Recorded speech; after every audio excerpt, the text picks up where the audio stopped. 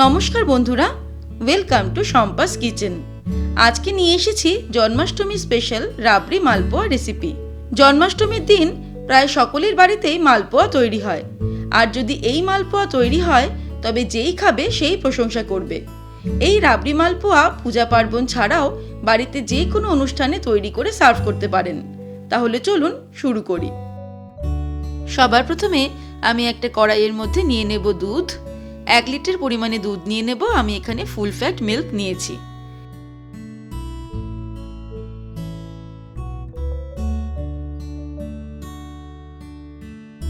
এবারে ফ্লেমটাকে অন করে দুধটাকে হাই ফ্লেমে গরম করতে শুরু করব। দুধটা যেই গরম হয়ে যাবে এখান থেকে আমি 3 হাতা মতো দুধ তুলে নিচ্ছি।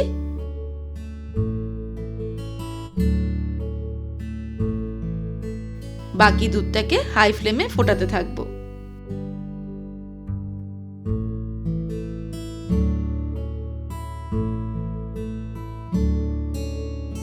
দুধটা গরম করতে করতে যখন ফুটতে শুরু করবে তখন ফ্লেমটাকে হাই থেকে মিডিয়ামে করে আমি আরো কিছুক্ষণ ফোটাবো। এদিকে যে হাতায় করে দুধটা তুলে রাখলাম বাটিতে, তার মধ্যে অ্যাড করে দেব 1/3 কাপ পরিমাণে গুঁড়ো দুধ। আমি এখানে আমুল স্প্রে দুধ ব্যবহার করছি, আপনারা যে কোনো গুঁড়ো দুধ ব্যবহার করতে পারেন। খুব ভালো করে একটা চামচের সাহায্যে দুধটাকে এই দুধের মধ্যে গুলে নেব। তারপর এই দুধটাকেই আমি এই মেন দুধের মধ্যে অ্যাড করে দেব।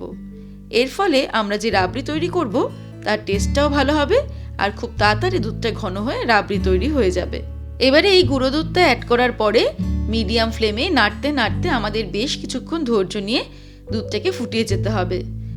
আস্তে আস্তে দুধটা ঘন হয়ে গিয়ে রাবড়িতে পরিণত হবে, তবে খেয়াল রাখতে হবে নিচে যেন লেগে না যায়। প্রায় আধ ঘন্টা আমি নাড়তে নাড়তে মিডিয়াম ফ্লেমে রান্না করলাম। এখন কিন্তু দুধটা ঘন হয়ে রাবড়ি তৈরি হয়ে গেছে। এবারে আমি ওভেনটাকে অফ করে দেব, তারপর রাবড়িটাকে সামান্য ঠান্ডা হতে দেব, আর চলে যাব পরের স্টেপে। এবারে একটা বড় বোলের মধ্যে নিয়ে নেব ময়দা।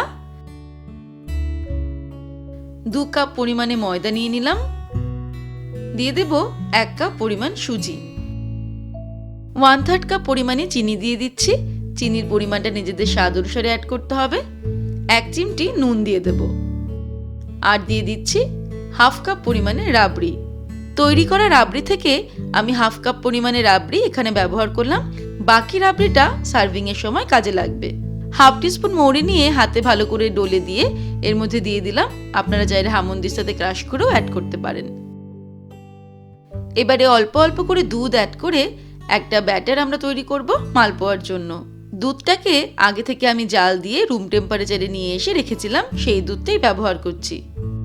বাড়িতে মেজারমেন্ট কাপ না থাকলে যে কোনো বাটি বা গ্লাস দিয়ে মেজারমেন্ট কাপের মতো ব্যবহার করা যেতে পারে।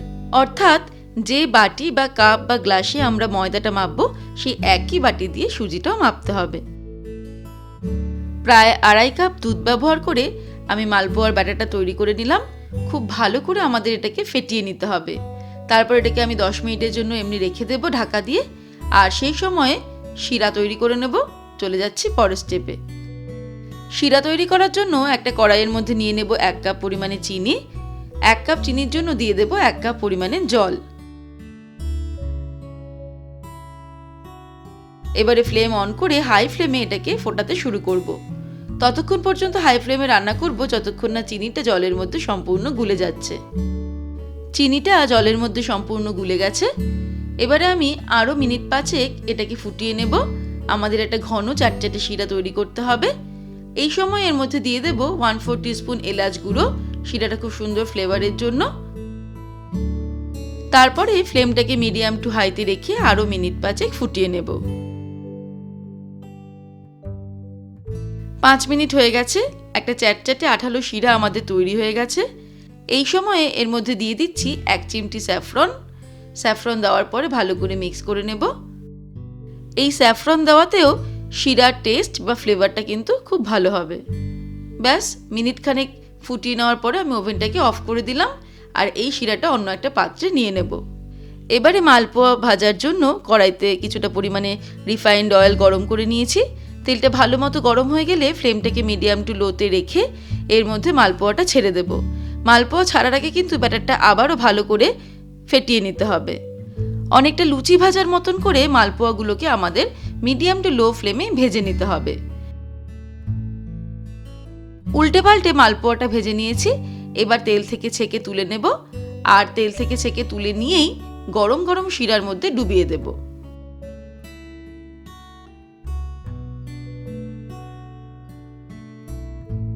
একটা মালপোয়া ডুবিয়ে দিয়ে আরও একটা মালপোয়া ভেজে নেব।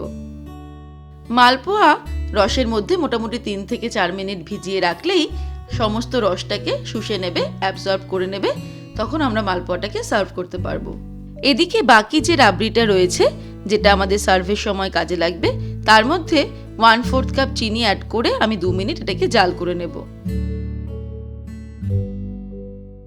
এবারে রসে ভিজানো মালপোয়ার ওপর দিয়ে আমি রাবড়ি ছড়িয়ে দেব, আর সামান্য কিছু পিস্তা বাদাম কুচানো এর ওপর দিয়ে গার্নিশ করে দেব।